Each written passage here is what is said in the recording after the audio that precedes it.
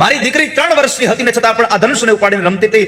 આજ આ સંસારના ક્ષત્રિયો અહીંયા ભેગા થયા છો, પણ યાદ રાખજો કોઈ કહેતા નહીં અમે ક્ષત્રિયો છીએ.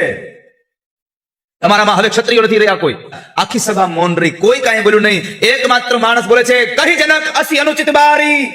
હે જનક સાવધાન, બોલશો નહીં હો તમે.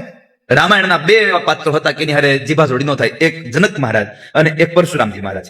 આ 2 ની હારે જીભા જોડી ન થાય. પણ આ 2 ની હારે જીભા જોડી કોઈ કરી હોય તો એકમાત્ર લક્ષ્મણ. બીજા બધા હાથ પકડી રાખ્યા. હવે લક્ષ્મણજીને એકદમ ઉગ્ર જોયા અને જયારે જનક કહીને બોલાવ્યા છે ત્યારે આખી સભા સ્તબ્ધ થઈ ગયો. લક્ષ્મણની સામે જુએ, જનક સ્તંભી ગયા છે. અને એવા સમયે રામજીએ જરાક લક્ષ્મણનો હાથ પકડીને દબાવ્યો. લક્ષ્મણ શાંત શાંત.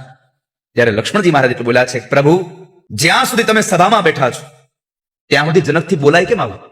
તમે કદાચ આ સભામાં ન હોત અને જનક બોલ્યા હોત કે આ ધરતી વીર વિહોણી થઈ છે, આ ધરતી ક્ષત્રિય વિહોણી થઈ છે, તો હું સ્વીકારી લેત. પણ જ્યાં સુધી મર્યાદા પુરુષોત્તમ રામ અહીંયા બેઠા છે, રઘુકુળના અહીંયા રામ બેઠા છે, ત્યાં સુધી જનકથી બોલાય કેમ કે આ ધરતી વીર વિહોણી થઈ છે?